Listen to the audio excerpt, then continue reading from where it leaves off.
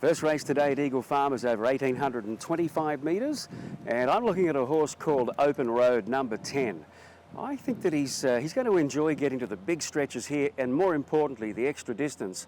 Last start he was running on strongly at the end of the 1600, so I reckon he's just about ready to peak. And a significant rider too in Jim Byrne. I think he takes a bit of riding, this horse, and Jim's the man. Miss Shanty, well, she looks perfectly placed in this race under the conditions, dropping back in grade, no weight on her back, but she's only won 2 from 26. And she's a little bit short in the market. She can win it though. Then number 9, Advance Warning. Now he's got a lot of ability, this guy, but he's difficult in that he switches on and off. But if Jake Bayliss can get the best out of him, he can win it. And then Picaro, a little bit stiff at Newcastle last start. 10, 11, 9 and 3.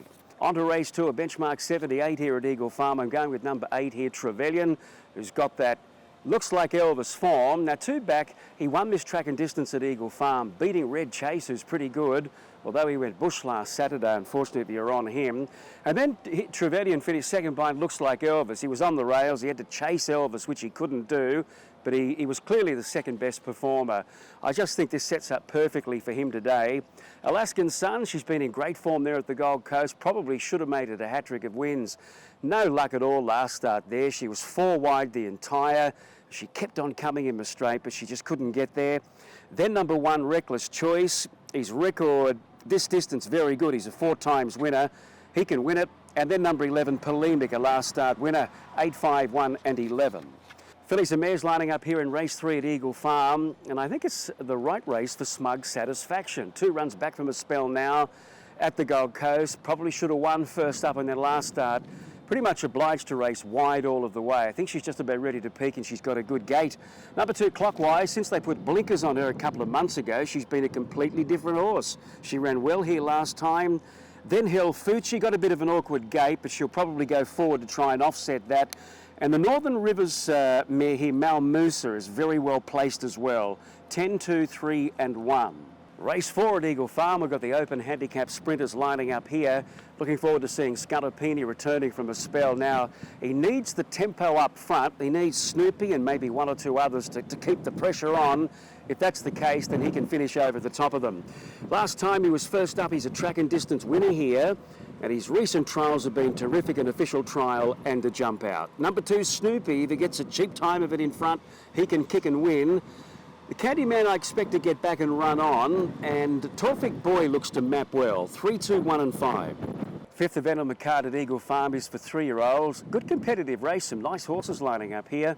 I'm going with Lady Appleton to be ridden by Michael Carl. She was heavily backed first up from a spell at Ipswich in a moderate race. She had lengths on the opposition though.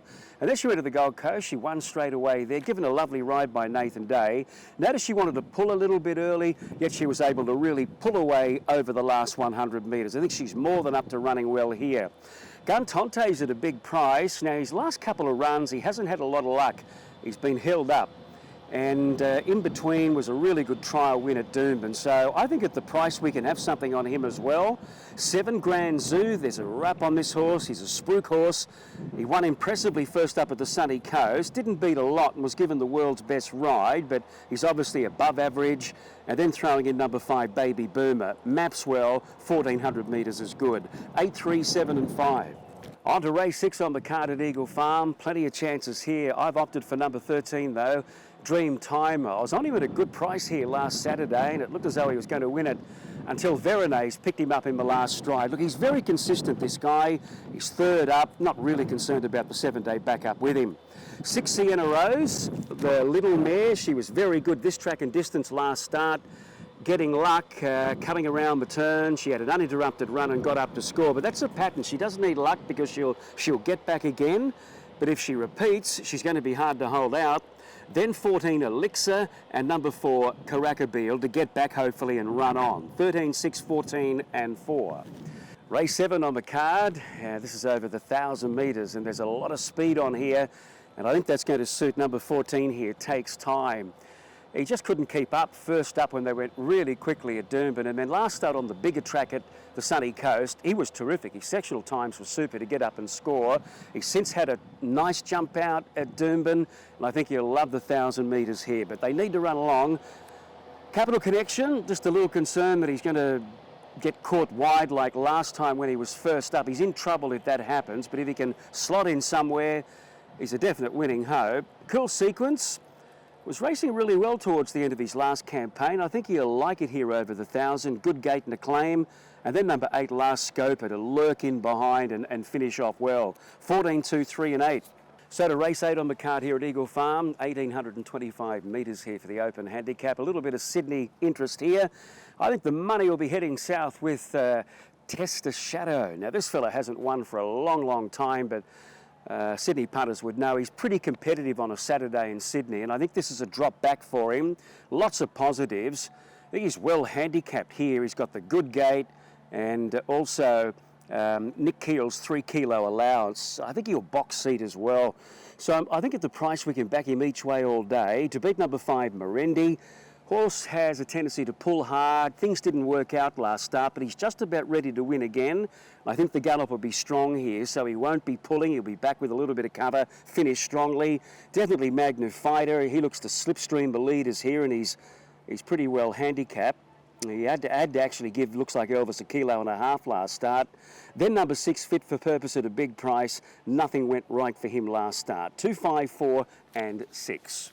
So to the last race on the card, the Tab Nomet Win. This is for the boys. I'm going with number 9 here, Male Escort.